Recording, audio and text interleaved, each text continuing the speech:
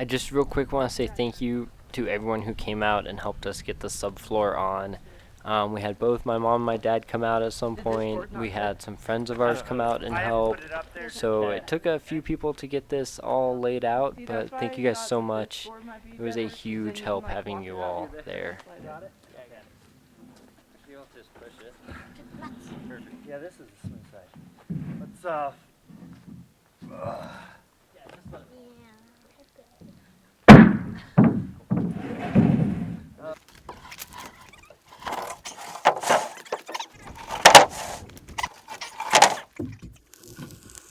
It shrinks down so much.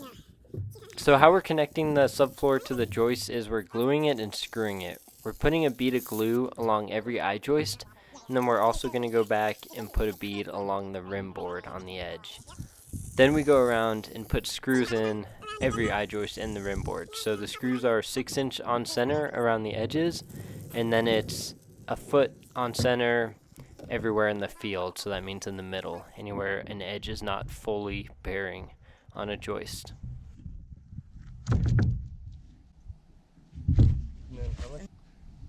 If you want to push it, hold on, give me 1 second. I got the screw stuck. If you want to push it towards us, okay. just push the whole. Okay, yeah, let's do that. Good. Yeah, that's fine. And then Chelsea, if you want to screw behind us.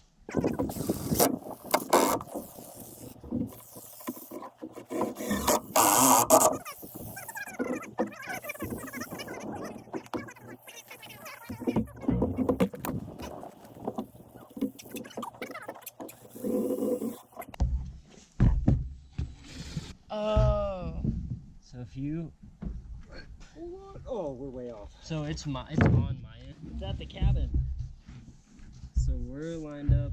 Do you want the gap still? Okay, I'm pretty good here. After we got our rhythm going, it started to move pretty quickly. What we'd do is we'd put glue on every floor joist and then also on the tongue of the receiving piece of OSB. Then we would lay down the one we're working on, and after we laid it down, Chelsea would come back behind us and screw it down. That way it was getting screwed down while the glue was still curing, and it could have that really tight bond that we need. We alternated where the joints were in the subfloor, that way we didn't have all four corners of each row meeting at the same place. It's staggered by about 6 feet. Since our joists are 19.2 inches on center, we couldn't stagger them 4 feet off of each other, but it's not a big deal. The joints aren't lining up all in the same place, so we have that. Okay.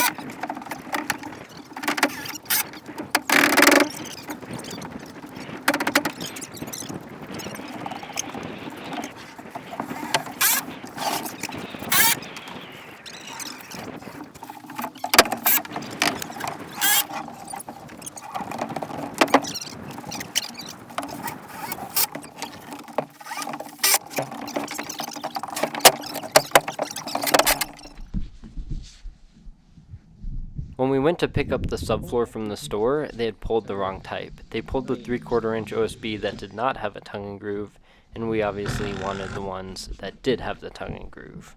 So we had to sit there and wait while they pulled the correct type. It was 30 sheets total.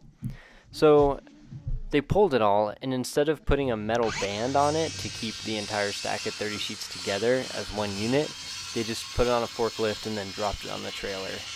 I didn't think much of this at the time. However, not having that metal band made it so that the entire stack of 30 sheets of OSB didn't stay together as one unit. So when we strapped it down to the trailer, all of the sheets under the top one could shift around. Well, as we were driving home, I guess I took a turn. Well, I didn't guess. I took a turn a little too quickly, and 25 of our 30 sheets went flying off the trailer. Well, luckily this was at night, and it was the turn into our neighborhood, so it wasn't a high traffic area, and it wasn't a big deal. except for the fact that we had to pick up 25 sheets of OSB off of the ground and put them back on the trailer.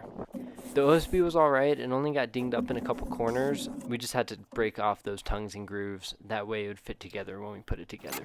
But all in all, it worked out.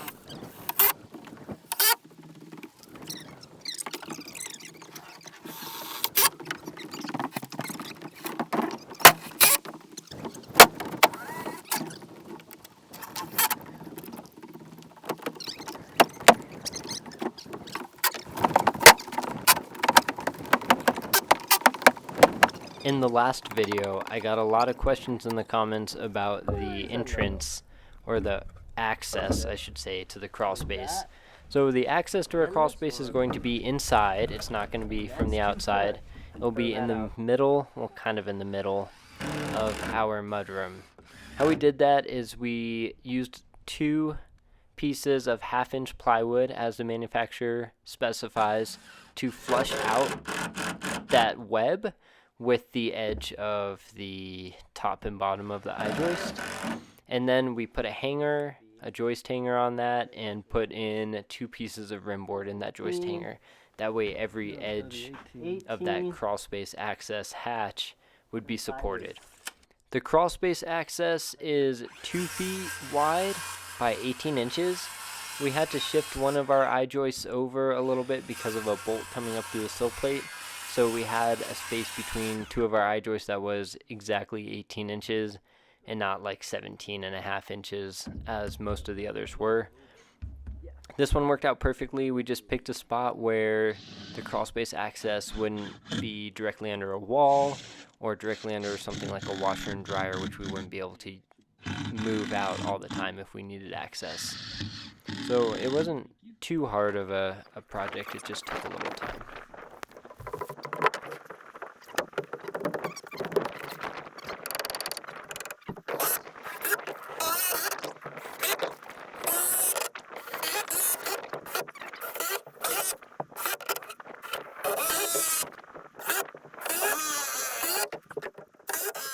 Here you're seeing us put down another layer of OSB over our first layer of subfloor. We did this because we wanted just a little stiffer floor than we had with just 1 layer. We had originally thought about and planned on using Advantech subfloor. However, it is very expensive.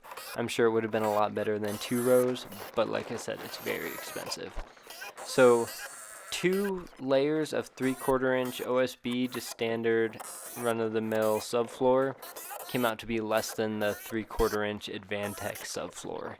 So we had a little bit of cost savings, even doing, what, 1.5 inch thick subfloor. This is also going to help with stiffness.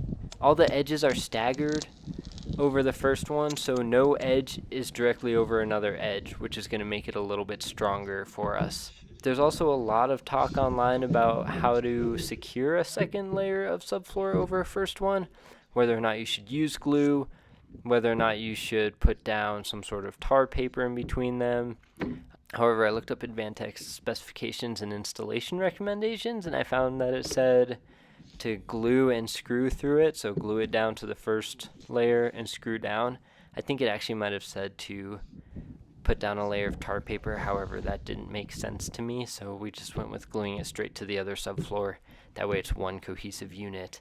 And then we immediately screwed it down like we did the last layer so that it got pressed into the glue as the glue was drying.